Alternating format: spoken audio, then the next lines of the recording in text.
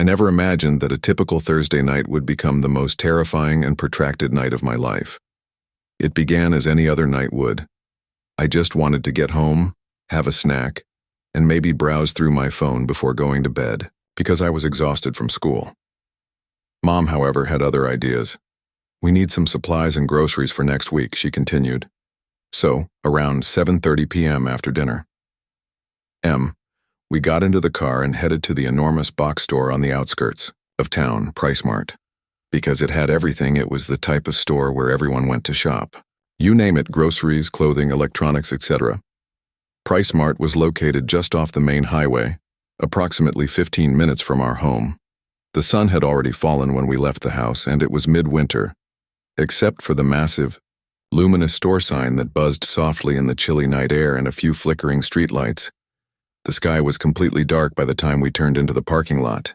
As we approached, Mom parked near the front doors, which opened automatically. We were hit by a rush of warm air, and the fragrance of the Indotor Deli's fried food and cleaning supplies wafted toward us. "Grab a card, Em." As she brushed some snow, Mom said, taking off her coat. I took one off the row after nodding. As usual, the wheels made a squeak. There were only a few dispersed customers in the store. The music played softly overhead, and most of the registers were vacant. I could hardly identify this pop music. It felt normal, peaceful. As we walked along the aisles, Mom muttered to herself as she worked on her list. I followed along, partly listening, half browsing through my phone. Our first stops were in the produce department, followed by dairy and snacks. As usual, it was dull, but since I knew we would soon be going out, I didn't mind. About half an hour later, we had nearly everything. "All right, notebooks," Mom remarked after placing a box of spaghetti in the cart. "Where is the school located? Supplies once more?" I said. "Buy electronics near the back," looking down at my phone the entire time. "Okay, let's grab those and then we're done." We made our way to the rear of the store, past the clothes department. In a little aisle next to electronics were the school supplies. As Mom compared printer paper rates, I picked up a pack of pens and 2 spiral notebooks. I knew I needed to go to the restroom since I was getting a little fatigued. I said, "Mom," and put my phone in my pocket. "I'm going to run to the restroom real quick." "All well, but hurry up." Without raising her gaze, she answered, "I'll meet you up front by the registers." "I understand." I made my way to the restrooms in the hallway by the electronics. I had been there previously. Harsh fluorescent lighting, a gray tiled floor, and a constant subtle soap and disinfectant odor. As usual, it was deserted when I entered. After using the restroom and cleaning my hands, I left. Things began to go wrong at that point. The stall's lock felt stuck. Before turning it to the right, I turned it to the left. Nothing. It refused to move. "Really?" I whispered to myself. I made a second, more determined attempt, but I was unsuccessful. My heart began to race a little. However, I reminded myself not to panic. Everything jams all the time. I used my shoulder to push the door. It remained still. I twisted the lock back and forth and rattled it. It finally gave way with a click after what seemed like a minute. At last, I pushed the door open and whispered. However, I noticed a change when I entered the hallway. It was quieter than previously in the store. Much quieter. The fact that some of the lights near the electronics were off immediately caught my attention. There is no longer the typical overhead music. The electronics and TVs had black screens. I scowled, speculating that they could shut down early, but the silence grew thicker and more void-like as I moved farther. There was utter silence in the large open area that was normally alive with the sounds of voices, moving carts, and beeping scanners. My stomach fell when I got to the registers. There were no cashiers, no customers, lights out, and every lane was closed. The entrance's sliding glass doors were locked. Beyond them, in the orange light of the lamps, the parking lot was deserted save for a few lonesome cars. Outside, snow drifted languidly in the chilly wind. I whispered, "Mom," my voice resonating through the vast room. No response. I felt a chill creep up my back. Did the store close? Inside with me? I sprinted over to the customer support counter. No one. There are no ringing phones. The only sound was the ceiling lights humming. With shaking hands, I grasped the counter's edge. No. I looked in my pockets. No phone. My battery died earlier, so I gave it to Mom. Fantastic. All right. My chest was getting tight, but I told myself not to stress out. I pulled hard when I tried the front doors again. They remained still. I then made my way to the garden center's exit. Locked. Through the glass, I could see the outside, just fogging up the window with my breath, snow, and darkness. Hello? I raised my voice. This time, my words reverberated off the walls. No. Response as of yet. It dawned on me then. I was all by myself. Every few minutes I called out as I walked the aisles. The sound of my footsteps was abnormally loud. I jumped at every watercourse in the building. I once took a seat on a bench in the shoe area and gazed at the deserted store. Tears burned in my eyes. What if no one noticed my absence? What if my mother believed that I had gone home with a friend? What if it wasn't until morning that they discovered me? I felt nauseous at the idea of spending the entire night in that enormous silent store. I got up and continued walking after what seemed like an eternity. I couldn't sit there and do nothing. I made my way back past the dark shelves, in rows. It felt colder the farther I went. Then I noticed it. A dim light slowly moving over the floor. My heart jumped up and down my throat. As I watched it go across the gleaming tiles, I froze. Then I heard a low mechanical humming sound. I moved in closer and took a quick look around the end of the aisle. A man pushing a floor cleaner was wearing a Price Smart vest. He didn't first notice me because he was wearing large headphones. I was so relieved that I nearly burst into tears. I waved my arms as I ran toward him. Hey, hello? Startled, he jerked off his headphones and looked up. Whoa, what the who are you? I became locked in. My voice was shaky as I mumbled. When I emerged from the restroom, everyone had left. I was unable to go. The man's gaze expanded. Are you serious, Jesus? Oh no. Hold on.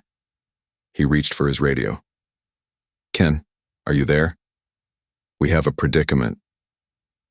In a matter of minutes, a security guard and the store manager hurried out the back. When they spotted me, they both appeared stunned. The manager muttered, "Oh my God," and rubbed his forehead. "We are sincerely sorry. The restrooms were not inspected before we locked up. Footsteps pounded across the floor before I could respond. Mom was the one. Her eyes were big, her face was pallid, and tears were flowing down her cheeks. Emily, she sobbed as she drew me into an embrace that was so tight I was having trouble breathing. I believed that something had happened to you. I muttered, "Oh my God. I'm okay." But I wasn't sure if I believed it. I had jelly-like legs. The manager repeatedly apologized and vowed that this would never happen again after the security guy mentioned something about contacting the police. However, all I could think of was how chilly and empty that place had seemed. In the silence, each shadow appeared to breathe. As I lay in bed that night, I came to a realization. Being totally alone someplace you shouldn't be is the scariest thing there is. I never imagined that a simple supermarket run late at night would become ingrained in my memory for the rest of my life. It began like any other night.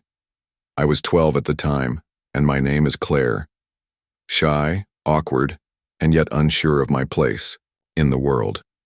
I was a resident of a tiny town in Kentucky with my older brother Evan and my parents. He had just received his learner's permit and was 16 years old at the time. Thus, he had recently developed an obsession with driving everywhere. Even though the days are growing longer, it was one of those early spring evenings when the sky becomes that gentle shade of blue before nightfall truly sets in, and the air still feels a touch cold. Mom realized we were out of a lot of things after we had completed dinner. Cereal, milk, bread, and a variety of other items for school projects. Dad recommended a quick trip to the large round-the-clock Bright Mart on the outskirts of town. Mom would normally have accompanied us, but she was worn out from work. "Come on, kids," said Dad. "Let's move quickly." I didn't voice any complaints. Sometimes I enjoyed going out late. At night, the store always seemed different, calmer, and more like ours. Naturally, Evan called shotgun, so I sat in the back seat and used my phone to browse while my dad drove. With an old rock station buzzing. In the background, he had the radio turned down. A little after 8:30, we pulled into the parking lot. It wasn't packed, but it wasn't empty either. There were a few automobiles strewn across the tarmac, illuminated by the glow from the store's large glass entryway and buzzing yellow lights. After grabbing a cart, we entered. The store smelled like warm bread and floor cleaning. Dad walked quickly down the aisles. He is the type of person that detests squandering time in shops. When Dad wasn't looking, Evan and I followed along, throwing odd items into the cart. "I recall giggling when Mom isn't here to say no," Evan remarked, grabbing a bag of chips big enough for the whole family. By the time we checked out, it was nearly 9 o'clock. A weary-looking man in his 20s who worked as a cashier gave us the kind, "Have a good night," more like, "Please leave so I can finish my shift." The cart was pushed outdoors. The lot appeared, more deserted than before, and the air had significantly cooled. Only a few vehicles were parked close to the distant edges. Occasionally, the enormous lights above flickered and buzzed softly. Since most of the nearby spots had already been taken, I saw that our car was parked a little further out than normal. Dad unlocked the trunk and proceeded with the keys. Stacking them in the back seat, Evan and I began unloading the luggage. I recall dozing off and feeling a little worn out as I put a loaf of bread above the pile of groceries. I heard a voice behind me at that moment. "I'm sorry, my love," I pivoted. Between two parked automobiles, a woman stood a few feet away, partially hidden by the shadows, with shoulder-length hair that was somewhat frizzy and a long beige coat that brushed against her boots. She appeared to be in her 40s, or possibly early 50s. She held a cardboard box as if it were weighty against her chest. Her voice was gentle and almost amiable as she requested, "Could you give me a hand real quick? I can't lift this into my van since my shoulders are acting up." I gripped the edge of the automobile door as I froze. Something in her smile failed to reach her eyes. Evan moved closer, his body angled slightly in front of mine before I could respond. He said, "Sorry," forcefully. "Something is going on right now." The woman's eyes darted to Evan and back to me, but her smile remained unwavering. "It will only take a moment," she added in a cheerful voice. "Come on over here." She gestured to a van with a dark exterior that was parked 2 spots away and had its side door turned away from the store lights. I had a look at the van. The windows appeared to be tinted. My stomach knotted for some reason. Evan's voice sharpened as he continued, "We can't." "Apologies." The woman remained motionless for a bit longer, as if she was anticipating my next comment. With a slight shrug, she added, "All right, no problem." She walked toward the van after turning. Her boots made a gentle clicking sound on the sidewalk. She didn't turn around, but I had the strange feeling that she was expecting me to follow. Evan touched my arm, though. "Get in the car," he said, whispered. Without protesting, I slid into the rear seat. I wasn't sure why, but my heart was beating more quickly than it had previously. Dad went behind the wheel and turned on the engine. Evan went ahead and climbed in. "What's up?" Dad looked in the mirror and inquired. Evan paused. "Some lady asked us for help lifting a box into her van." Dad scowled. "Where?" Evan said, "A couple spaces over." She was strange, continued to observe us. Dad looked around the lot and checked the mirror once again. "Do you see her now?" Evan gave a headshake. "The van was gone when I checked, or perhaps the poor light prevented me from seeing it." Dad's mouth clenched. "Your children made the correct decision. Never accompany strangers, regardless of how kind they appear to be." We took a car home. After that, no one spoke much. Dad called the store manager the following day. "Just letting you know, not to cause any trouble. I didn't think it would be successful." However, later that day, the shop actually returned the call. The manager's voice was grave.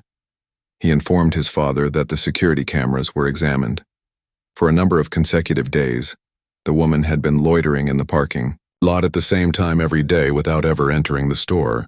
Sometimes she merely stood between cars. On other occasions, she approached clients, mostly children or teenagers, always by herself, holding that box. The manager stated that the police had already received the video, because ours wasn't initially reported. Dad hung up and I sat at the kitchen table and listened. When he told us what they stated, my stomach turned. She hadn't gone shopping. She hadn't even attempted to enter. All she wanted was someone like me. A buddy of Dad's who works for the sheriff's office came over a few days later. He informed us that the woman had been seen soliciting children for assistance and leaving when adults approached in a different town.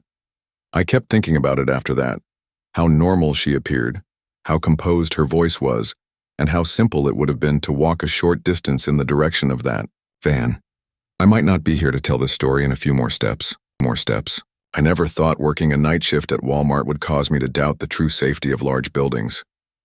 In 2019, I was 30 years old and worked evenings at a Walmart in Fort Worth, Texas.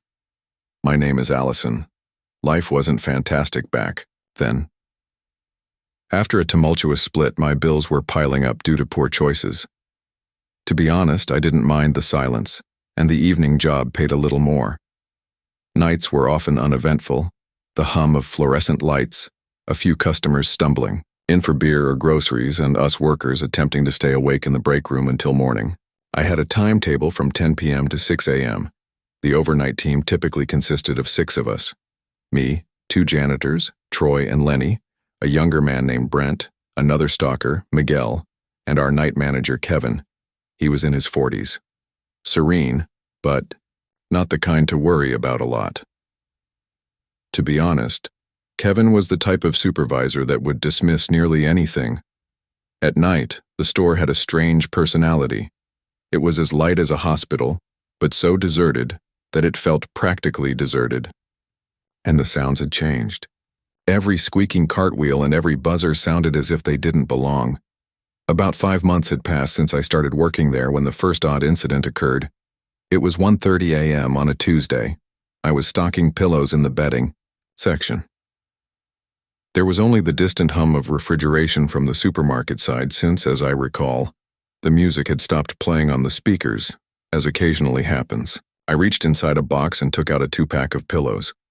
I immediately lifted it and I froze. It didn't feel right. It was lighter than it ought to be.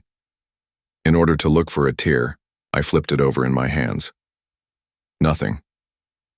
The packaging has a tight seal. No tape, no holes. However, I discovered there was only one cushion inside when I applied pressure. What the hell?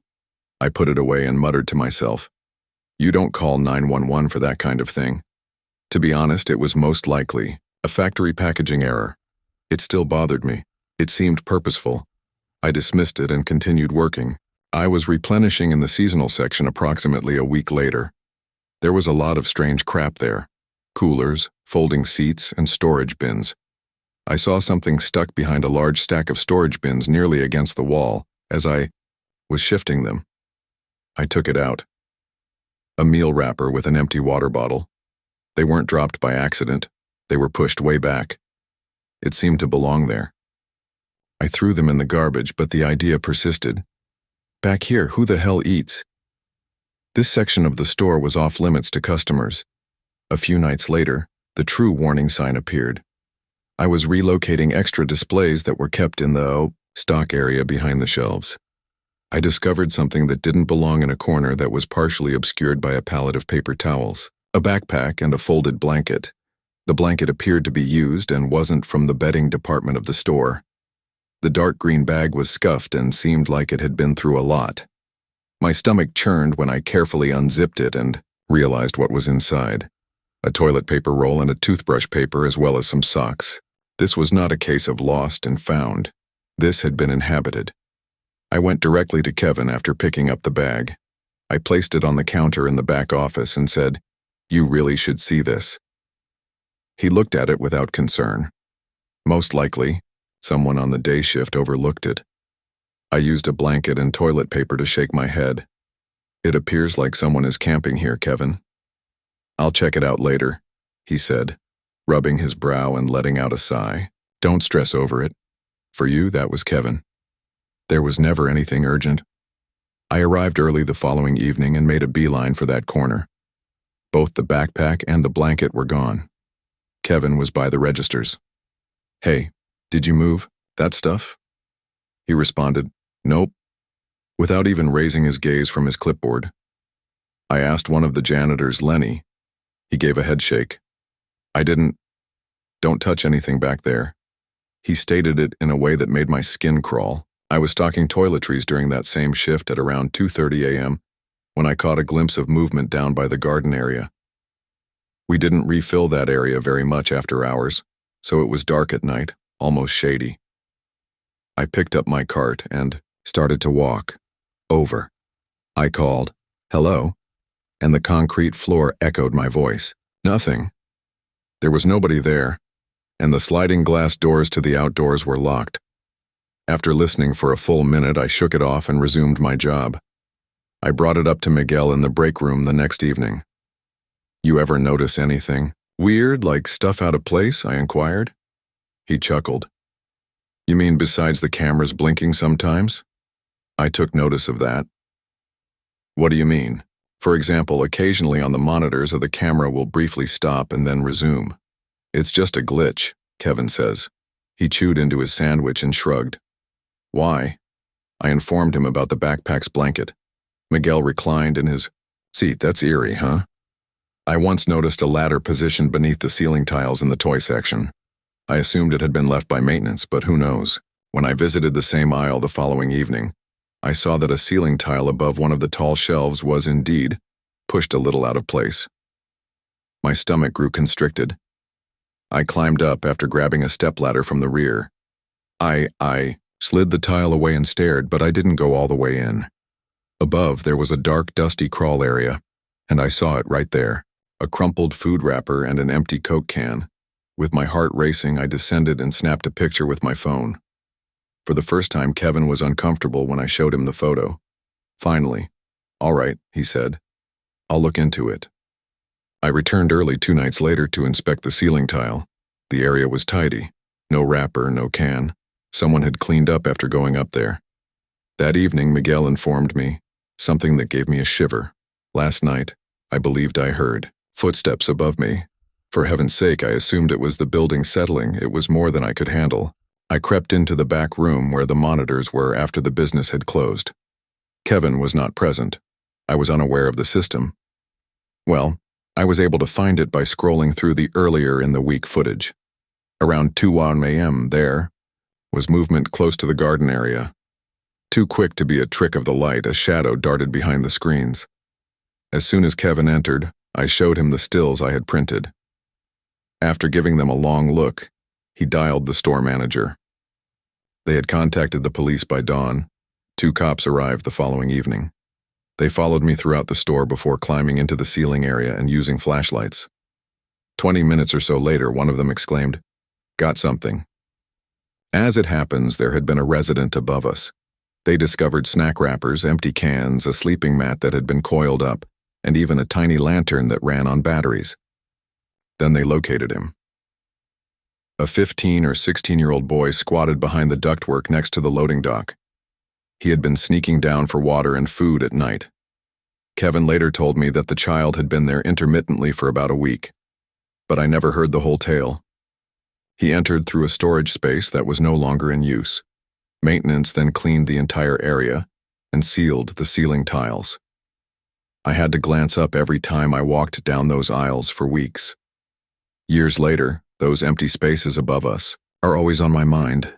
It's large enough to conceal someone who doesn't want to be discovered, dark and silent. I never imagined that going grocery shopping would turn into the worst night of my life. At the time, I was 26 years old and lived in a small southern Indiana town. My name is Rachel. It was a somewhat mundane existence. Work at an accounting firm during the day, then return home, make supper, and perhaps watch Netflix. I was not the type of person who fell into those wild Walmart tales that people shared on the internet. You know, the ones where weirdos harass customers, spooky figures, linger in aisles, or someone is followed to their car. I assumed those were only inflated stories from the internet. I had a wet Thursday night when that changed. The following evening I had organized a girls' night, junk food, beverages, and movies. I knew I still needed drinks and snacks after a hard day at work, and I wasn't going to arrive without them. But the weather was terrible. Strong winds, a lot of rain, and a night you'd rather curl up with a blanket at home. I nearly talked myself out of going, but I had to remind myself that I would have to get up early for work if I didn't go now, and I'm not going to do that. About 10 minutes from my apartment was a Walmart, so I picked up my keys, put on a sweater, and drove away. The rain had not stopped by the time I pulled into the parking lot. I was one of the few late-night shoppers in the lot, which was perhaps a third full. I looked around, but couldn't find a place close to the entrance. In the end, I parked far, away from a cart return. I thought, just get in, get what you need, and get out. While I sat in my car for a while with the rain beating down on the roof. With my sneakers splashing in puddles and a sweater over my head, I ran through the rain. I was irritated and half-soaked when I entered. I had a strange feeling as soon as I entered the store. Just weird, not frightening at first. You could hear your own shoes squeaking in the unusually calm atmosphere. The air smelled vaguely of cleaning agents, and the fluorescent lights gave everything that harsh, sterile glare. I should have been more aware of what was happening as I grabbed a trolley. Clinging to her pocketbook, a woman came dashing out of an aisle close to the registers and ran straight out the doors into the downpour. She didn't even turn around. Halfway through, I thought, what the hell was that? And pulled my cart loose. A few workers looked over, but they didn't say anything. One whispered, "Wrong," under his breath and returned to the task of bag stacking. That was it. Nobody chased after her. Nothing, no alerts. I briefly thought about turning around and walking away. This is Walmart, I assured myself after that. People here are always acting crazy. Time. After rolling my cart inside, I made my way directly to the grocery area. I just required a few items. Coke, some frozen pizzas, and chips. I therefore intended to be in and out. I started by going to the munchies aisle. I leaned over to pick up I felt it trickle as I was eating a family-sized bag of chips. On top of my head, something moist fell. Slowly, I froze and reached up to touch my hair. My hand was wet as I withdrew it, and my fingers were covered in a white substance of some sort. What the hell? I muttered aloud. Initially, I assumed it might have been dust or water from a ceiling leak. Reprehensible, but not unheard of. Expecting to see a wet ceiling tile, I tipped my head back to gaze up, but I saw nothing. The same fluorescent lights all the same. I frowned and wiped my hand on my jeans before continuing. It happened again 2 aisles later. Let it drip. There was enough of it this time that I could feel it moving down toward my ear. I jerked back and ran my hands through my hair while muttering curses. My fingers were slippery and covered with more of that milky, odorous stuff. It wasn't water, and the smell was awful. God. I took a handful of paper towels off a roll that was hanging in the cleaning aisle display and gagged a little. The smell stuck to me, sour and bitter, even after I washed my hair. I felt tense, now. This wasn't typical. I looked all the way down the aisle. No broken pipes, no ceiling leaks, nothing. What the hell is going on? I mumbled. Even though I had already wasted time and gotten wet from the rain, my instinct told me to go. I made the hasty decision to take 2 more items and run. I sensed it for the 3rd time as I rounded the bend into the beverage aisle. Splat. A large blob directly on my hoodie shoulder. I raised my head, preparing to yell at a vent that was leaking, and my stomach dropped when my eyes met something. A man was crouching between piles of goods at the very top of the shelving unit. A man whose clothing were so dirty that they looked like he had lived in them for weeks and whose greasy hair hung across his face. And Jesus, that smile. The moment I saw that smile, it was ingrained in my memory. His eyes were sparkling as if he was excited and his teeth were bared. He held a clear plastic tube in his hand and was squeezing and pointing it at me. Another stream of the white wrecking stuff erupted, splattering on my arm and torso before I could comprehend what was occurring. I let out a loud cry, dropped my basket, and took off running. I ran to the front, my shoes skidding on the tile. I heard his wheezing, high-pitched, happy chuckle. I didn't turn around. I yelled, "Help!" as I rushed down the main aisle. "Help me, someone." He's. I was unable to complete the sentence. When I arrived at the customer service counter, 2 staff members looked up, perplexed. A man is on the shelves. He's dousing them in sprays. They initially just gazed at me as if I were speaking a foreign language. "What are you talking about?" murmured one. A scream came from the rear of the store before I could explain. The voice of a woman caught their attention. A hefty man wearing a yellow vest. Radio crackling, security jogged up. "What's happening?" "Someone is insane. He's in the aisles." He sprayed me with this disgusting substance.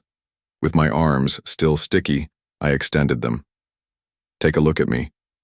With a grimace, the guard yelled something into his radio and flew in the direction of the cry. People stared at me like I was a carnival performer as I stood there shaking and my heart pounding. "Oh my God," muttered one woman upon seeing my attire. When security pulled him out 5 minutes later, the man from the shelves, there was never a moment when his smile faded. He twisted his head, met my eyes, and murmured, clear as day, as they dragged him past me, "Hurry up. You are aware that you enjoyed it. Right there I nearly puked." The police arrived. They took what I said. I brought my hoodie as proof. I discovered the truth at that point. As I had hoped, the substance wasn't glue or some kind of joke stuff. The fluid was his own body fluid. He had been waiting for women to walk by while filling tubes in the restroom for hours, if not longer, while lurking in the store. Kyle Harper, they said, was his name. This was the second time he had done it. Other cities. His first target that evening was the woman who fled when I first arrived. After I got home, I showered myself till my skin burned. I didn't feel clean after using any soap. 3 years have passed. Since then, I haven't set foot in a Walmart. My gut clenches every time I even pass one. The worst part is that I occasionally still see that sickly, knowing smile even when I close my eyes. I never imagined that working at Walmart would cause me to reevaluate all of my human beliefs. At the time, I was 29 years old and employed at the Walmart Supercenter in Ashwood, Kentucky, as an assistant manager. You are familiar with the experience if you have ever worked in retail. Long lineups, malfunctioning registers, and an influx of customers who believe that store closures are recommendations rather than regulations. Overhead, the fluorescent lights hum. You keep hearing the same pop music till you fall asleep. Additionally, corporate communications seem nice but often contain threats. I had spent 6 years there. It paid the bills, but I wasn't proud of it, and to be honest, most days I could respond to inquiries, operate automatically, monitor schedules, and respond to complaints. However, certain days clung to you like greasy hands. There are days you can never get rid of. Although everyone nicknamed her Miss Ellie, Eleanor Perry is the first character in our novel. She was 61 years old, a kind woman with hands that seemed to have been used for a lifetime, smile lines etched deep into her cheeks, and silver gray hair that was always tucked under a blue Walmart cap. She had been employed by us for 9 days, as during the Christmas rush a seasonal cashier. She was noticeable from the first shift. Her customers adored her. She quizzed children about Santa Claus and referred to everyone as adorable. On the clock, she never once looked at her phone. Without being asked, she would even remain late to straighten shelves. People like that are not common. During her first week, I overheard her speaking on the phone one evening as I passed the break room. "I'll send the rent on Friday. I swear. Don't lock the door just yet, though. Please." I learned all I needed to know from it. She wasn't working for extra money. It was a matter of survival. 3 days later, our district manager, Josh Franklin, buzzed my phone with an email. Subject: Seasonal workers and cost control. Ryan, we are unable to let seasonal workers to exceed 90 days in accordance with the most recent rules. Eligibility for benefits is too costly. Terminate before today 90 if the headcount exceeds the projected amount. There are no exceptions. Looking at that email, I nausea. Walmart enjoys preaching, "We are a family." However, this was the reality. Reduce expenses, save money, and if necessary, take lives. I assumed we had time because Miss Ellie was only on day 9. However, I felt uneasy about that email, as if a storm were about to hit. It was a chaotic Saturday before Christmas. We were out of PS5s, so the store was crowded with kids shouting, toys in trolleys, wrapping paper on the floor, and electronics. My radio was constantly buzzing. Cleaning up frozen meals is necessary. 6 lights are out in the register. Is the manager on duty somewhere? Ellie was at her in the midst of all that ruckus. Smile as you register. Her voice was warm enough to melt ice as she told a customer, "You have a blessed holiday now." She had the ability to devalue Walmart. Walmart, if only that were important. 4:07 p.m. My phone rang. He said, "Josh, Ryan," without even extending a greeting. "You need to cut Eleanor Perry today." I blinked. What? She has just arrived for a week. Not important. The number of hours is excessive. Get rid of her right away. She works really well, Josh. Her customers adore her. As it is, Ryan, we are already understaffed. He lost his temper. Next month, do you want a job? I'll find someone else to fire her. And that was all. The fact that she required this work was ignored by corporate. The fact that Christmas was 2 weeks away didn't matter to them. She was just a spreadsheet number. And I would be the next if I didn't do this. After leaving the office, I can feel my heart beating like a drum. At register 14, I noticed Ellie, giving a sticker to a young child while grinning at him. She appeared content and as though she belonged there, and I was going to deprive her of that. I moved across when her line cleared. "Miss Ellie, can I talk to you in the office for a sec?" She smiled. "Of course, my love. Did I really muck up the till?" No, I responded while attempting to smile. "Just need a quick word." Through the tangle of shelves filled with TVs and toilet paper, we made our way to the back. I shut the door to the office. She folded her hands on her lap and sat down. "What is going on?" I took a deep breath. "I'm not sure how to put it, Miss Ellie, but we must let you leave." She stopped smiling. "I'm being fired by you," I said. "I'm very sorry. I didn't make the choice." Her voice broke. "Ryan, please. This job is essential to me. I have no savings. I will lose my apartment if I am unable to pay the rent. Please." My throat ached. If I don't, they'll also fire me for this. Her face transformed in some way. Something darker twisted out of the despair. Her mouth quivered. Her eyes filled with tears, which then rolled down her cheeks. "You spineless bastard," she said in a low voice. "You would like demolish me rather than defend what's right." She got up so quickly that her chair banged into the wall before I could say anything. She then bounded out. The sound was the first indication of trouble. Like a shelf toppling, there was a crash from the main aisle. Then another. Consumers let out a yell. I froze as I ran outside. Ellie was tearing boxes off shelves and flinging them in the center of aisle 12. Chip bags exploded on the ground. Carts rolled with cans underneath. She was crying and yelling unintelligible words. "Call security," I yelled into my receiver. Workers dispersed. Customers took out their phones to record. "Ellie, stop." I stepped closer and yelled. She yelled, "Please don't you dare come near me," and snatched up a glass jar, throwing it. It broke inches from my shoes and hit the floor. It was anarchy in a matter of minutes. She toppled exhibits as she bounded down the aisle. When soda bottles exploded, gooey liquid flew everywhere. Carts were abandoned, children were sobbing, and people were yelling. She had armed herself with a metal rod from the hardware area when security came.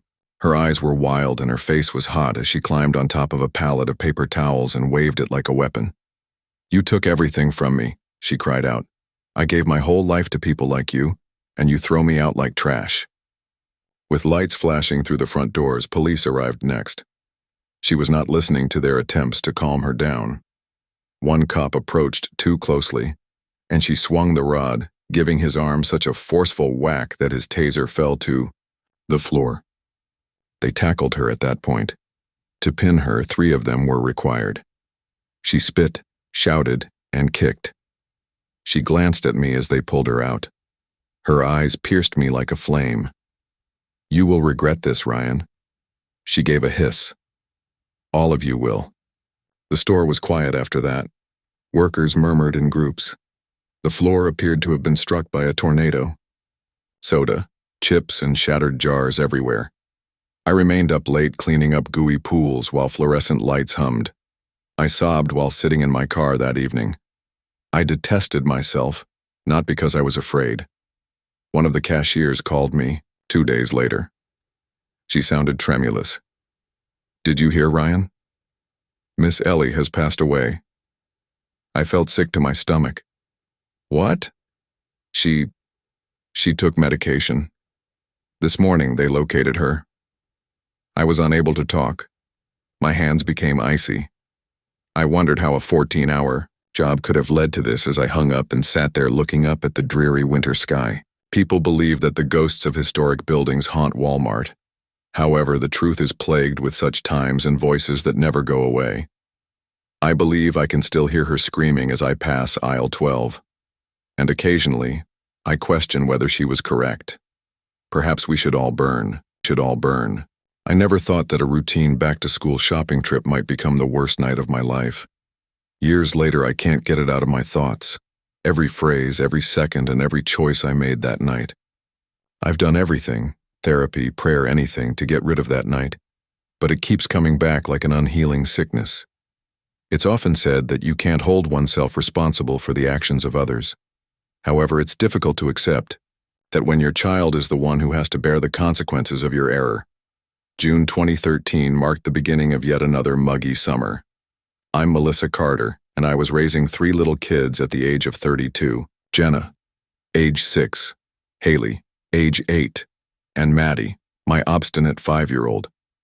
We were residents of the small northern Alabama town of Brookside. It wasn't simple. Since Maddie was a newborn, their father had been absent, and I was working part-time at a cafe, barely making enough money to buy groceries and pay the rent. A local nonprofit had been helping us get by providing us with food and clothing vouchers, but I had to get them some nice clothes because school was coming up. I didn't want their first day back to be a humiliating experience. After work that afternoon, I went to my mom's house to pick them up. I hardly had enough money in my checking account, roughly $65, to buy anything good, even from the resale shop. But perhaps we can make it work if we're careful, I reassured myself. The girls were ecstatic. Unlike me, they saw buying new clothes as an adventure rather than a financial balancing struggle. They quarreled about who would choose the cutest outfits while bouncing in the back seat. I pretended that everything was okay as I faked a smile in the rearview mirror. We visited a modest second-hand store with aisles of donated clothing and flickering, fluorescent lights that was operated by a nearby charity. The girls jumped right in, giggling and pointing at each other. Another.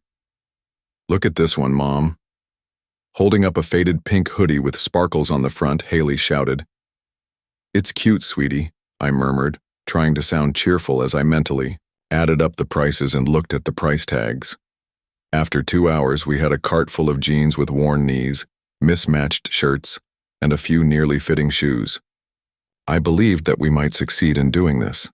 Checkout followed. The total when totaled by the cashier was $7,246. My stomach grew constricted. With a silent prayer, I gave her my debit card. Refused. Well, could you give it another go? Despite my chest burning, I forced a grin as I asked. She did. The queue behind us shuffled anxiously. Same result, they said. Gently, the clerk inquired, Do you have another card? Heat rose in my cheeks as I shook my head. I turned to face the females who had just been beaming at me, now looking at me with concern. We may need to put some items back, girls. All right. My voice broke. Mom. Haley's expression dimmed. Maddie held onto my leg. Jenna appeared on the verge of tears. I thought I was the world's worst mother. I heard a man's voice behind me at that moment. I apologize, ma'am. You seem to have had a difficult day. He was there when I turned. He appeared to be he was in his late 60s, clean-shaven, with gray hair, dressed in khakis and a light blue polo shirt that was well tucked in. His smile was pleasant, the gentle clothes older men occasionally wear to calm others. My name's Ronald, he said, extending his hand. Looks like you could use a little help. He brought up a sparkling Walmart gift card before I could respond. Received $100 for this. I had planned to utilize it for a few things, but it seems like you need it more than I do. How about we go to Walmart and get these girls a nice present? I went cold. I thought of every caution I'd ever heard about strangers, yet the queue of impatient patrons behind me swelled. There were sighs. The cashier appeared uneasy. I sputtered. Oh, I can't accept that, though. Why not? He asked, laughing easily. On their first day of school, children should feel happy. In any case, my wife and I were on our way to Walmart. If you'd like, you can follow me there or ride with me. Instead. Your spouse? Still hesitant, I asked. She's going to meet me there, he said hastily. She enjoys choosing children's clothing. She will assist you. To be honest, there are no conditions. I gave my girls a quick look. As if it were a golden ticket, they were fixated on the gift card. My fatigue and desperation murmured, yes, but my pride cried out, no. I listened to myself say, all right. His smile widened. But we'll follow you in our car, he said. That works just fine. We went outside after leaving everything at the second-hand shop. It was only then that I realized my mistake. I was almost out of gas. I might not be able to make it to Walmart across town even if I followed him. He waved it away when I brought it up. Please just ride with me, don't worry. After that, I'll bring you back here as safely as possible. I ought to have declined. I ought to have taken my children and gone. However, the idea of returning home, empty-handed and failing my daughters once more, made me feel something. I therefore concurred. There were no windows on the sides of his white vehicle. My stomach nodded, but he smiled and opened the sliding door, saying, "Come on in, ladies. Lots of space." With giggles, the girls climbed in. I inhaled deeply before continuing, assuring myself that everything would be all right. The day is bright. You'll be at Walmart? His wife will be there, he said. Although unpleasant, the ride went smoothly. He inquired about the girls' favorite colors and the grade they were entering. Like a good grandfather, he chuckled at their responses. I thought for a second that I had miscalculated him. At about 6 p.m., we pulled into the parking. The light was still on. When we finally entered, I felt a wave of relief. Go nuts, he shouted, snatching up a cart. Obtain what you require. For the following 2 hours, we went shopping. Running back and forth from the changing rooms, the girls tried on dresses and jeans. Ronald remained close by, talking and making jokes. Whenever I inquired about his wife, he would always respond that she was caught in traffic but would arrive shortly. We were hungry and tired by 8:30. He mentioned that at that point.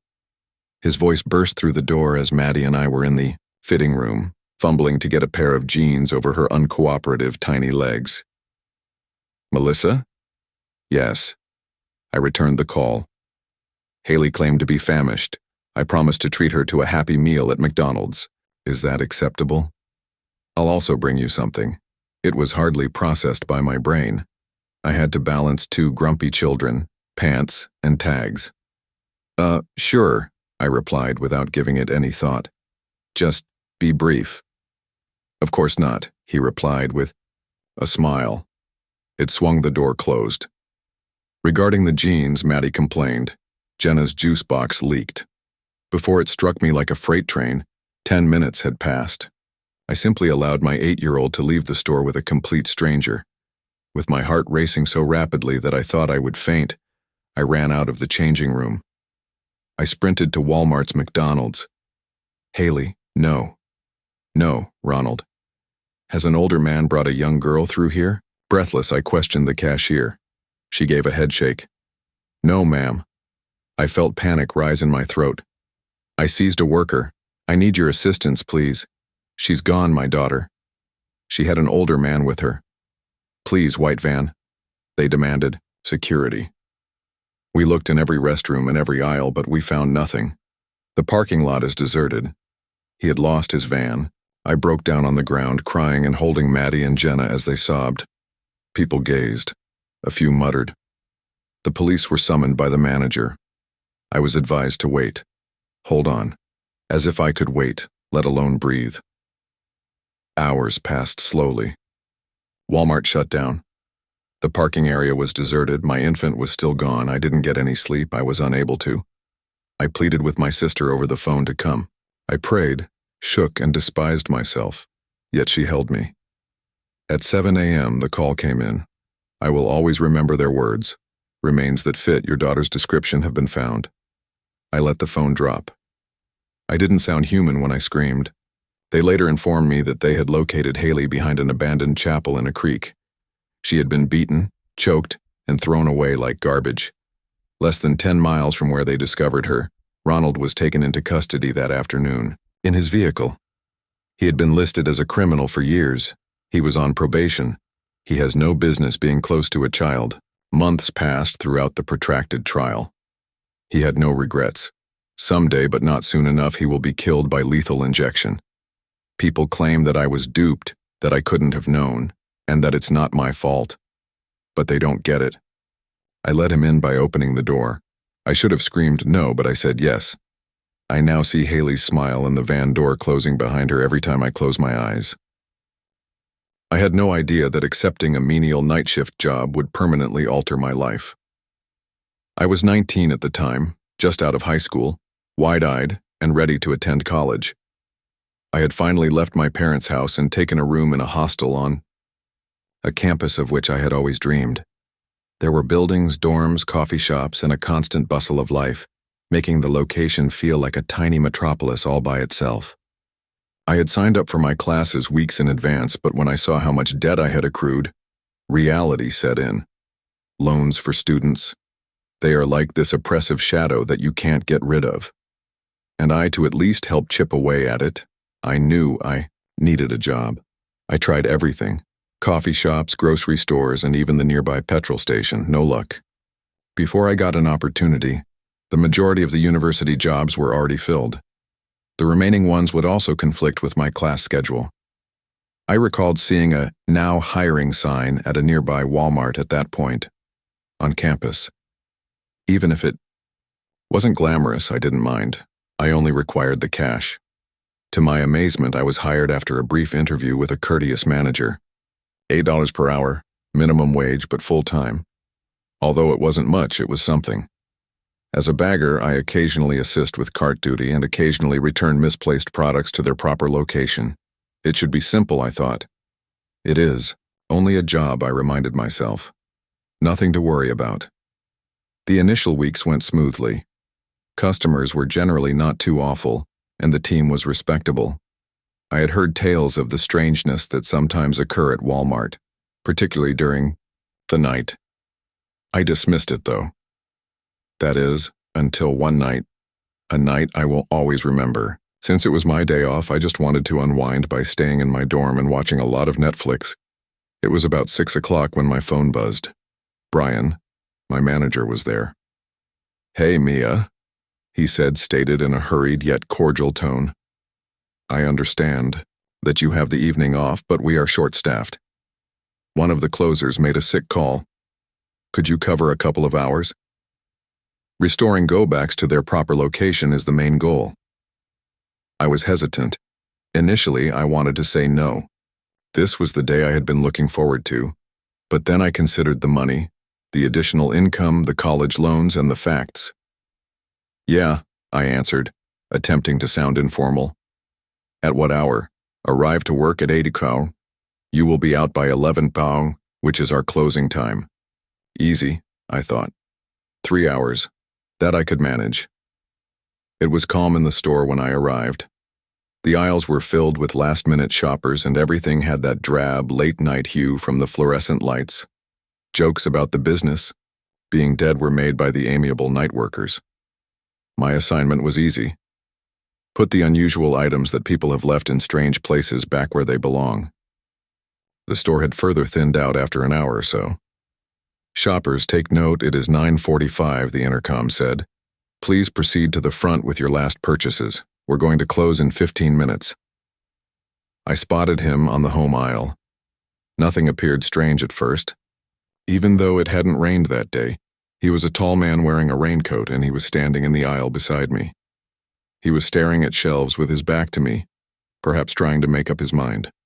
I said, "Hey there," being courteous. "Are you having trouble finding something?" What I wish he hadn't done was turn slowly.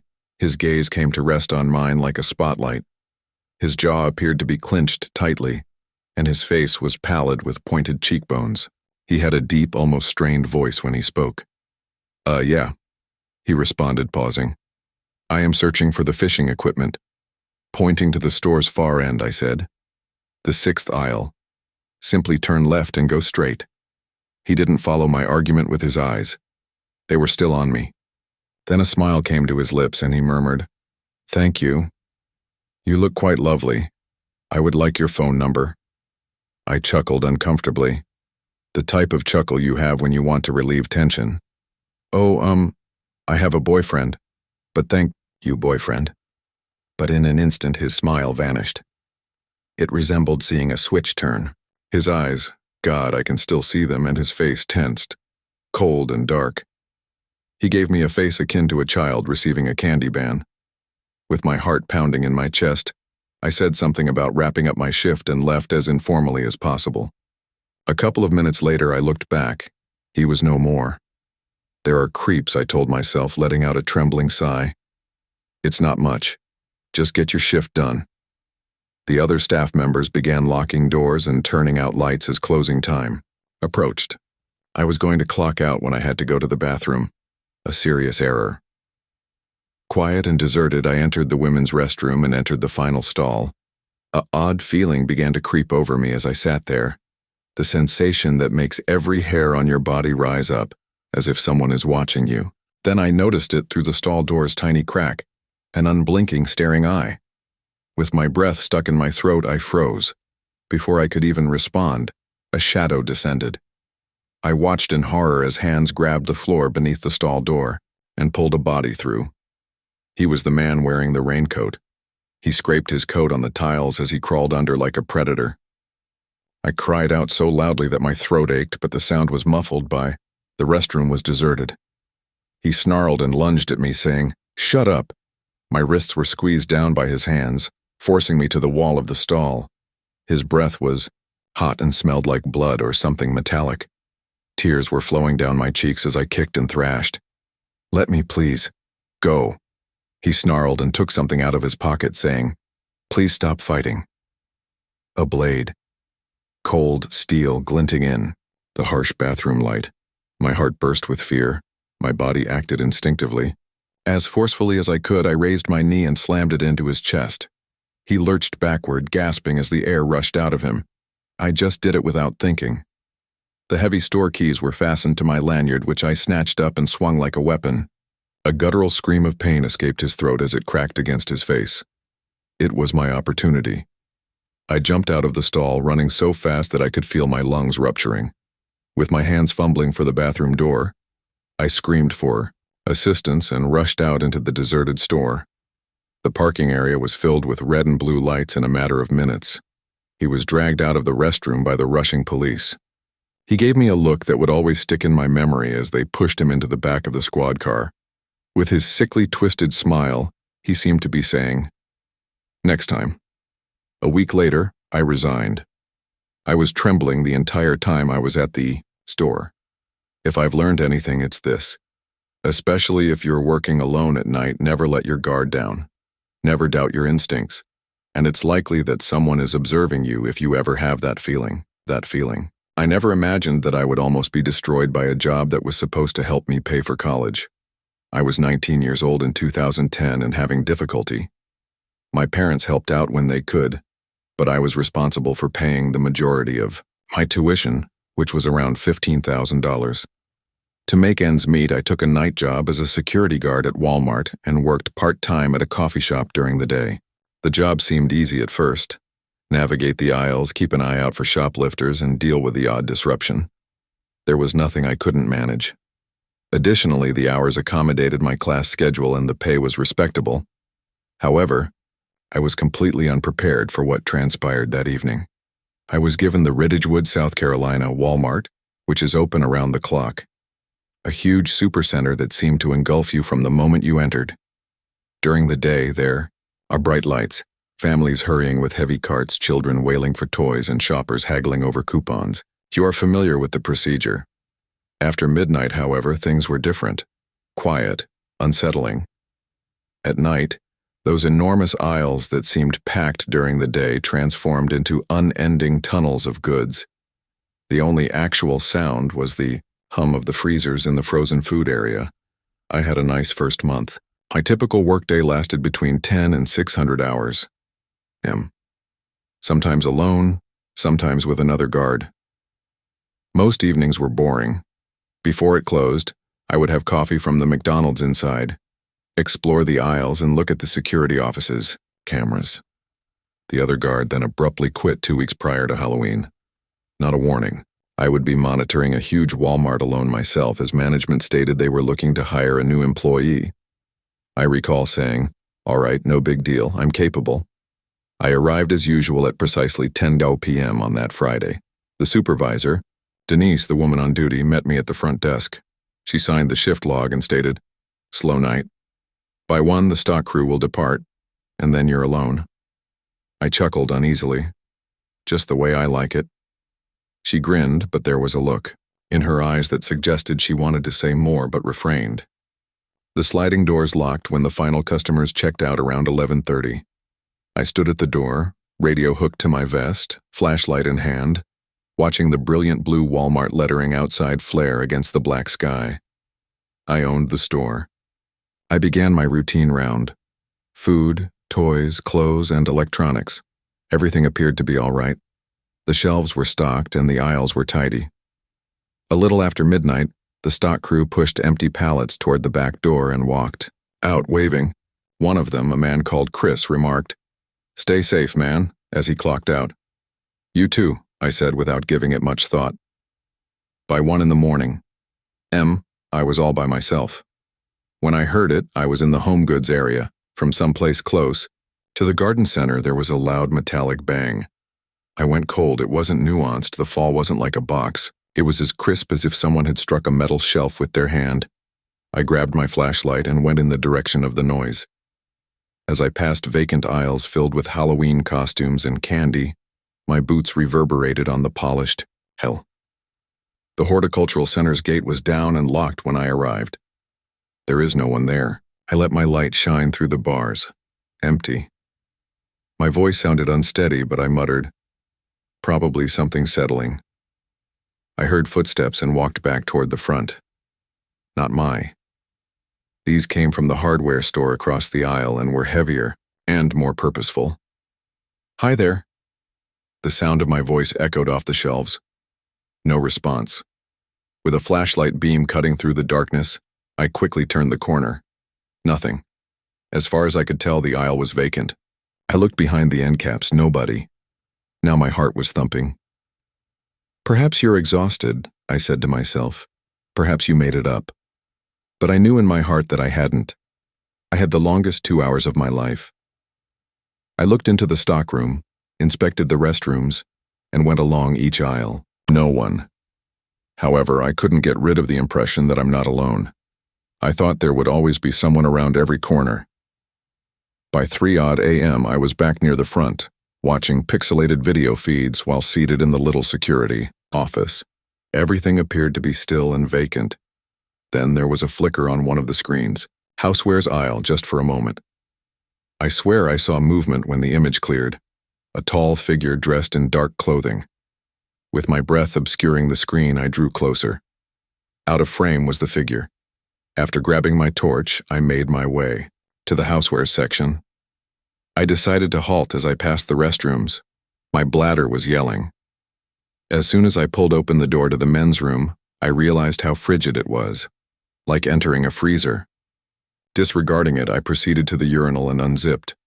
Then from the distant stall came a high-pitched, childlike laugh. I stopped in the middle. I turned my head slowly. "Hi there?" My voice broke. No response. I squatted down a little to look beneath the stalls. Not a foot. I backed toward the door, zipping up with trembling hands as my pulse raced in my ears. I shoved out into the corridor and ran. I went back to the office and shut the door after slamming it. I could hardly hold the radio because my hands were shaking so much. To Ridgewood Police Department. I stumbled. A potential intruder. Forward units. My blood went cold as I looked back at the monitors while I waited. It's Houseware once more. The figure had returned. His face was captured on camera this time. Pale and sunken eyes, smiling. He stared directly at me and the camera. Then his hand lifted something. A blade. The feed stopped working. I didn't hold out. I dashed out of the office and headed directly for the locked sliding doors on the front end. Behind me, my hands fumbled with the override key. Running footsteps. The figure was running full speed around the corner when I turned. I opened the doors and sprang out, slamming into the concrete. 2 cop cars screeched in, and the lot was filled with blue lights. With his knife gleaming in the fluorescent lights, the man paused at the threshold. He then ran back into the shop. Police tackled him close to the ammunition box after pursuing him in sporting goods. It turns out that before closing, he had concealed himself in the stockroom's ceiling. His backpack had 2 extra knives, rope, and duct tape. He wasn't a shoplifter. He supported me. According to police, Derek Cole, 34, was homeless and had a violent past. Weeks had passed while he stalked the store, hoping for the perfect night. I never again worked in security. The thing that keeps me up at night is right here. They discovered zip ties, a change of clothes, and a note inside his suitcase. Make it last, it stated. I still occasionally go shopping during the day at Walmart. However, I know how close I came to being just another name on the news. So every time I hear footsteps behind me, my heart stops. As soon as I entered that Walmart for my first graveyard shift, I should have seen something wasn't right. Alas had nothing left for me in the very cold month of January. Not friends, not family, not work. I'm Ethan Morales, and I'm 32. And life hasn't been good, to be honest. I'm not claiming to be flawless, not at all. However, I've made my fair share of errors. DUIs and 1 altercation outside a pub that resulted in a misdemeanor conviction. Employers see that nonsense and slam the door in your face even after 5 years of abstinence. Therefore, it felt like a lifeline when Walmart's 3rd shift security position appeared on Indeed. It sounded like salvation compared to sitting broke in a 1-bedroom apartment staring at overdue bills, even if the pay was meager at $17 per hour. The conversation was a farce. Tim, the manager, asked, "Have you ever worked in security before?" Without raising his eyes from his tablet, he inquired. "Not officially." I shifted in my chair and said. He shrugged after looking up and staring at me as if he was attempting to determine whether or not I would steal the cash registers. "Mostly, you'll just stroll about, look at the cameras, and monitor the parking lot. Don't be a hero if you witness something unlawful. Make a police call. Do you think you can manage that?" "Indeed, sir." "Excellent. Just so you know, night shifts are terrible. 2 weeks of probation. Be on time. Avoid taking naps while working. Avoid being caught smoking indoors. Commence on Monday." That was it. No extensive background check or drug test. I became the night guy in an instant. The first night was a haze of far-off vacuum cleaners and fluorescent lights. It was strange, too quiet in the store after midnight. Have you ever noticed a location so crowded throughout the day that does it feel alive? Imagine the same location now hollowed out, as if someone had removed its soul. Walmart, at 2 in the morning. That awful soft rock was still playing on the PA system. I heard Phil Collins' voice reverberating down deserted aisles filled with clearance clothing and cheap toasters that nobody wanted. A few of under those buzzing lights, Night Stalkers' faces became white as they nodded at me. They didn't speak. They might have been too exhausted. Or perhaps they simply had knowledge that I did not. Behind customer service was a small closet that housed the security office. There are beige walls, a single desk, 2 chairs, and an old monitor wall that shows the entire business. A radio and a set of keys were handed to me along with the warning, "Don't leave the door unlocked." Anything ever happened around here? Around 12:30, Tim stopped by and I questioned him. He grinned. "That's Walmart. Strange where occurs frequently." We'll be fine as long as you don't record it for TikTok. How strange. People swarming into the restroom, shoplifters and tweakers. You'll see. He smiled as if I didn't understand some private joke. Then he was gone, and I was completely engulfed in stillness. By 2 hours, the boredom hit hard. I had already made 2 trips along each aisle, feigned bustle next to the cargo dock, even attempted to read an old novel that was left in the workplace, It by Stephen King. I didn't miss the irony. I made the decision to go smoke.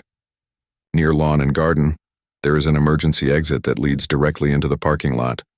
It felt like bliss every time you took a pull of a cigarette since the air outside was so cold that it bit through your jacket. I became aware of it at that point. There was a lone vehicle in the far corner of the lot. A beat-up '97 Ford Taurus with fading red paint and a broken headlight. No lights, engine off. Something about it awed me, even though it appeared deserted. Probably night personnel. There were perhaps 3 other cars in the whole lot, all parked close to the entrance, hugging the shadows. Here is one path out along the tree line. Maybe there are some males sleeping it off, I persuaded myself at first. A trucker may have parked in the incorrect lot. I could see the faint outline of someone in the driver's seat, though, and the longer I watched, the more it disturbed me. Completely still. I mumbled to myself. No phone glow, no cigarette amber, just sitting, probably waiting on someone, and extinguished my smoke, but when I returned inside, my stomach weighed heavily. I looked at the monitors about an hour later. Really, habit. I clicked on the external camera stream, but most displays saw empty aisles and the odd stalker. The vehicle remained. Same shadows, same still figure, same place. I squinted as close as my blurry night vision would permit. As expected, there was a person behind the wheel, looking straight ahead as if they were focusing on the dashboard. Not a move, not a trace of life. A shiver went through my body. All right, Ethan. It isn't anything. People frequently take naps in their cars. Avoid being theatrical. However, corporate policy is that we discourage lingering. So I picked up my radio and went outside once more. Have you ever driven through a large, deserted parking lot at night? It's like stepping on the moon's surface. There is too much open area. Every stride is loud. Above me, the security lights flickered as I walked on the asphalt. The automobile remained stationary. No rumble from the engine. Not rolling down the window like, hey man, just chilling. Nothing. With my flashlight, I lightly tapped the rear bumper when I got there. Evening, I exclaimed. My voice broke through the quiet. Shops were closed. Man, you're not allowed to park here. No answer. My stomach turned when I approached the driver's side. The man had on sunglasses, his head tipped forward a little around 3 in the morning, as if he had fallen asleep in the middle of the journey. Respected, sir. I rapped my knuckles on the glass. Not a move. Then something on the door grabbed my light. I initially believed it to be rust, but it was too thick and dark. Blood was involved. My heart began thumping loudly. It reverberated in my ears, I promise. Shining the flashlight inside, I leaned closer. Christ Jesus, blood was all over the place, soaked into his shirt, splattered across the steering wheel. His hands lay limp on his thighs, palms down. His sunglasses were no longer hiding his eyes. Instead, they were empty holes that gleamed in the darkness. I almost fell as I staggered back so quickly. Holy, holy, holy. My radio slipped out of my grasp. No, that wasn't correct. Dispatch. It wasn't a film. With trembling fingers, I pulled out my phone and dialed 911. First, tell me about your emergency. Well, this is Highway 82's Walmart. I am security. A man is in a vehicle. He is no longer alive. My voice is cracked by him. Calm down, sir. Are you in danger? I'm not sure. I'm not sure whether anyone is here. There's blood everywhere, Jesus. His gaze. God, oh God. Remain at your current location. Officers are en route. Don't go near the car again. You get it? Indeed. Indeed. Then I heard it. A smash of an automobile door. Not his. One more.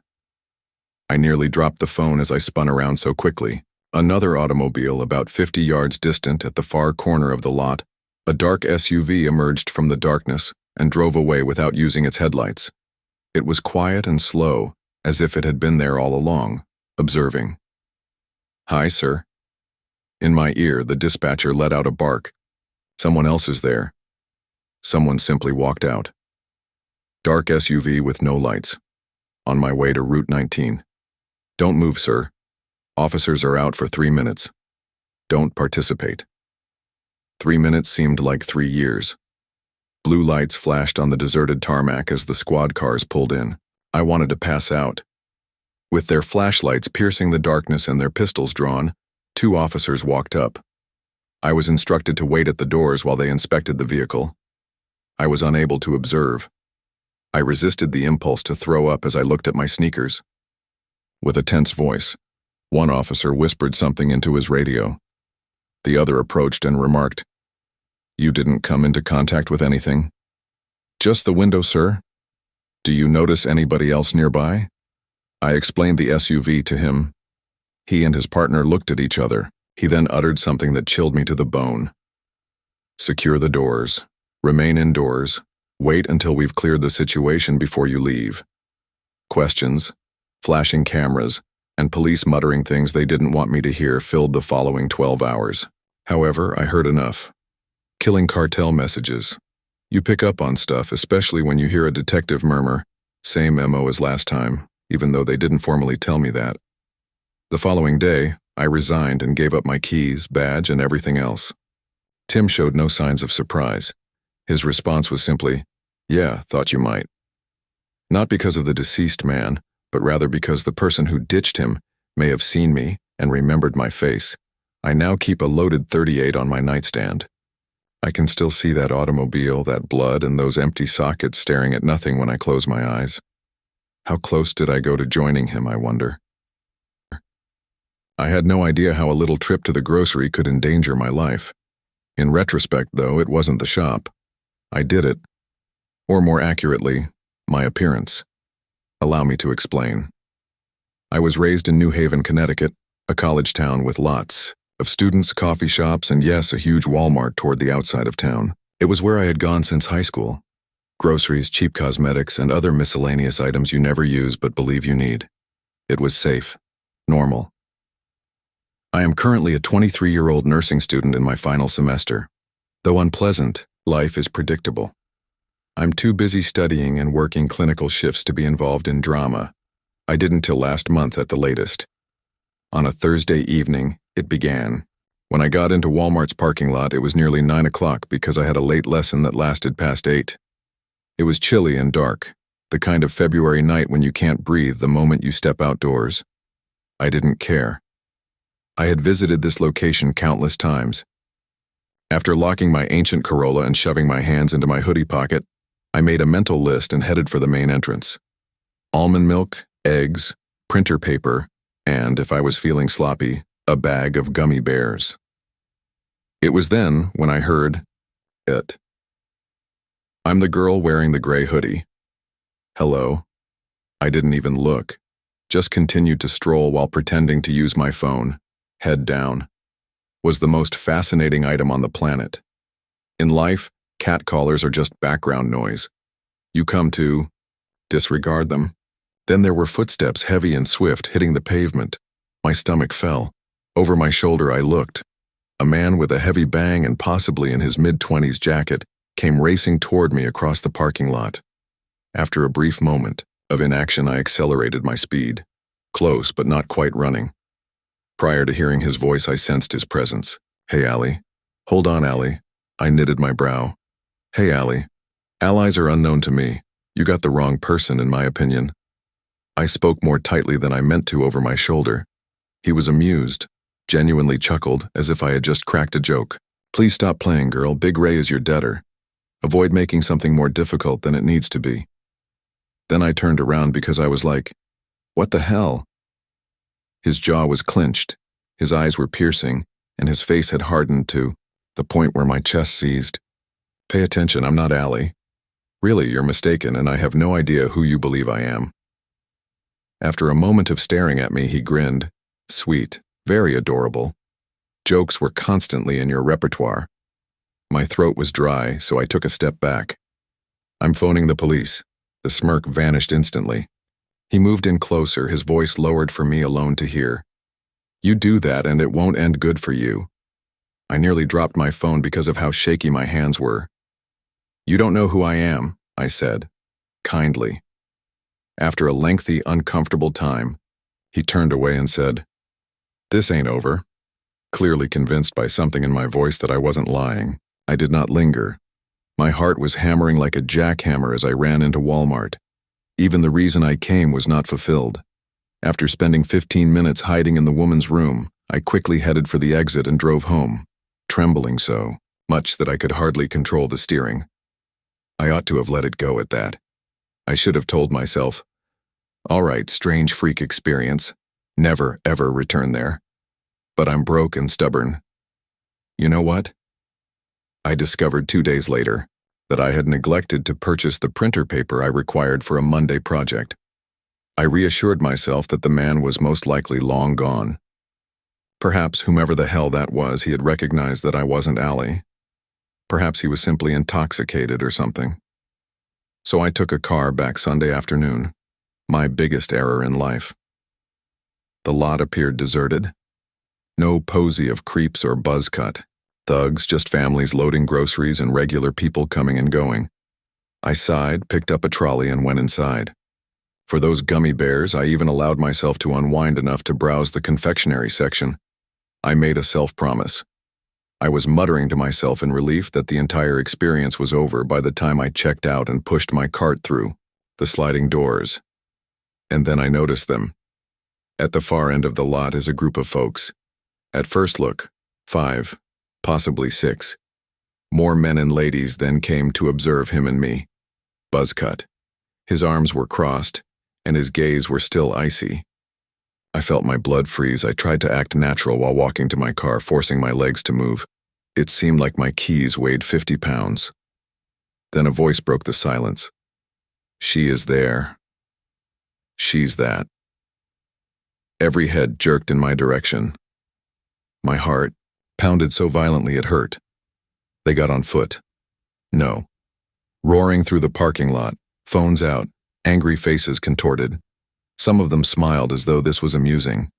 I heard a female scream, Allie, do you really believe you can rob us and then just vanish? I am not. I broke my voice. I'm not your ally. They showed no concern. The girl, tall and fair, anger, imprinted on every facial line, continued to flow. Do you believe we're not smart? Where is the cash? With my cart in my hands like a shield, I staggered backward. You're looking at the wrong person, please. I'm not sure who Allie is. Giggles. It's ugly. Angular. Give up lying. You have passed away. Can you hear me? Deceased. I broke inside. After dropping the cart, I sprinted toward the store rather than my car. Behind me, shouting erupted as my sneakers banged on the sidewalk. Then, impact. I was pulled back so violently by a hand on my hoodie that my teeth smashed together. No! Desperate, I screamed while kicking and scratching. And then a deep booming, voice again. Come on, back off. The hold on my sweatshirt disappeared. I faltered, stepped forward and turned to look at him.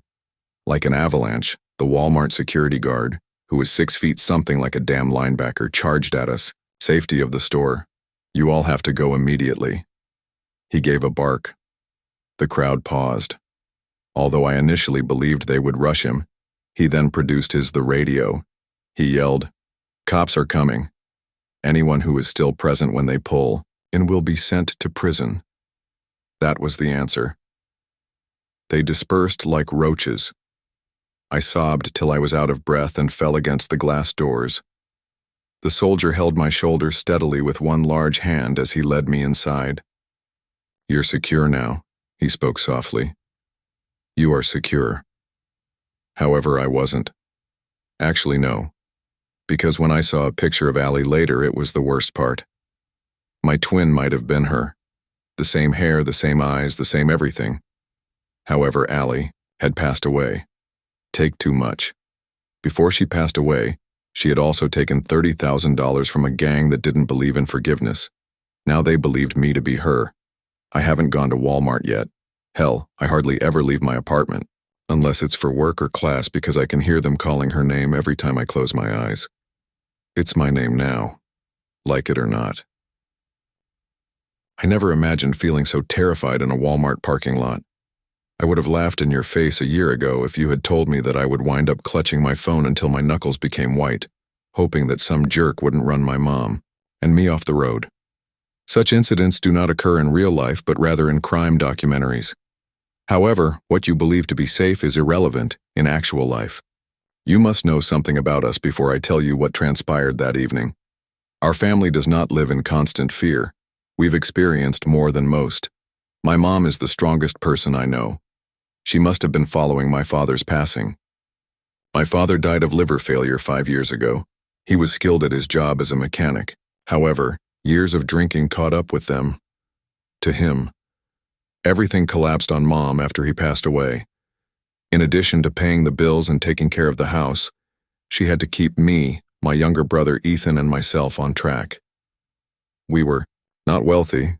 We weren't even middle class, to be honest. Mom would sometimes skip dinner so that Ethan and I could eat. I knew, even though she never said it aloud. It felt like a blessing when she was hired by Benton's, which is essentially Walmart's twin. The work was large and required professionalism, and she would receive a consistent salary. Secure. The biggest deception of all was safe.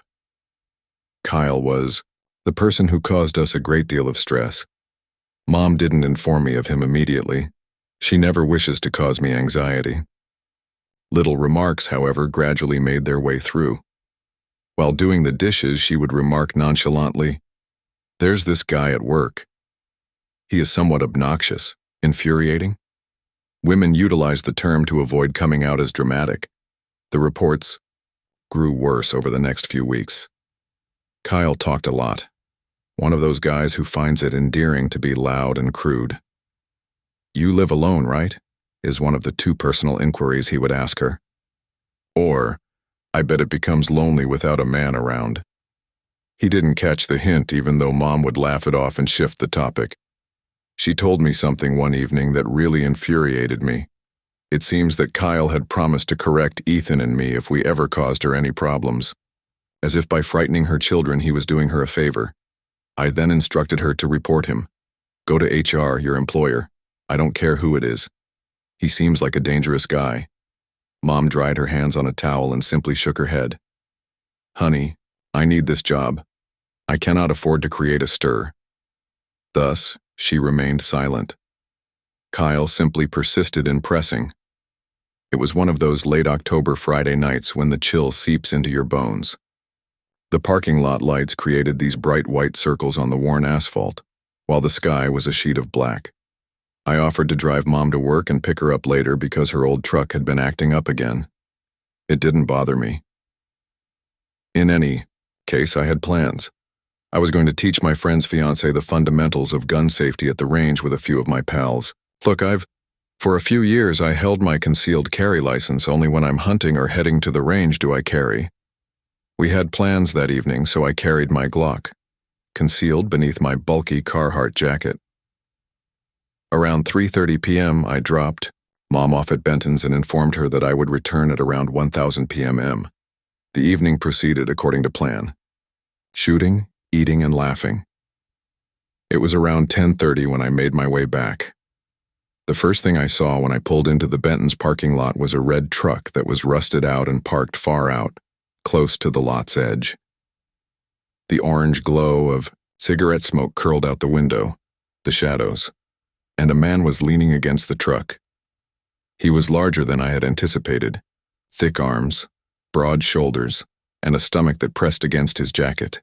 I could make out the gleam of a name tag, but his face was partially obscured by a ball hat. Kyle. Even though I was far away, I could sense his eyes on me. I parked close to the front, and I could feel the tension in Mom's body as she emerged with her jacket buttoned up to her chin. Her eyes did not meet her smile. "Is everything all right?" When she entered, I inquired. "Yes." She spoke too quickly. Please, could you get me a few things? I'll give the money to you. She gave me a 20. Despite my hesitation, I nodded in agreement with her voice. Yes, I replied as I zipped up my jacket and went inside.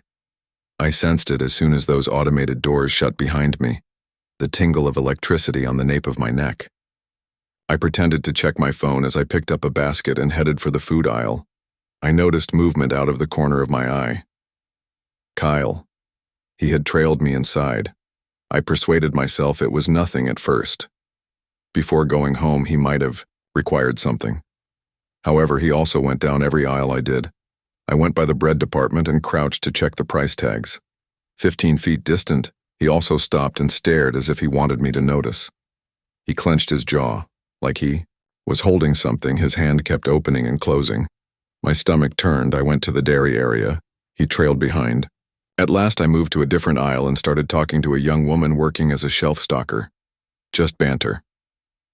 I asked her where I could get something that I didn't need. However, I noticed that her eyes briefly expanded before flickering past me. She appeared uneasy when she saw him too. The employee's eyes slid past me once again as her lips parted as if she wanted to say something but decided against it. I could tell everything I needed to know from that look. I didn't think this. He was observing. He was too near. I forced a smile and murmured, "Thanks," before wheeling the basket over to the self-checkout. I no longer even needed the fucking groceries. All I wanted was to get out. I looked over my shoulder as I got to the registers. Kyle wasn't present. I felt a wave of comfort before I noticed the glass doors in front of me. Now that he got outside, he was leaning against the cart return and was staring at me through the glass, as if he could read my mind. The pulse accelerated. My hand touched the inside of my jacket, where my loaded and holstered Glock was resting. I had no desire to use it. I hoped that I wouldn't have to. However, it made my stomach turn to think of Mom sitting by herself in that truck while he was out here. I quickly checked out, packed the 2 items I had taken, and hurried through the doors. The air struck me, similar to a slap, sharp and cold. Under those intense white lights, the parking lot appeared to go on forever, with each shadow appearing to be too long. Mom's truck was maybe 50 YDs away. Inside, I could make out her silhouette, head lowered as if she were texting. Excellent. She had yet to notice him. After removing himself from the cart return, Kyle began to approach me, just steady, neither quick nor sluggish.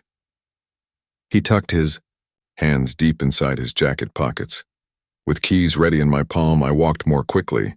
I wanted to give him the gratification, yet every nerve in my body begged me to run. "Hello?" His harsh, too casual voice pierced the night. "You failed to say hello." I paid him no attention. 20 feet now. "I'm speaking to you, man." The pavement was scratched by his boots. Quicker now. I struck the truck and slid inside after yanking the door open. Mom was shocked and looked up.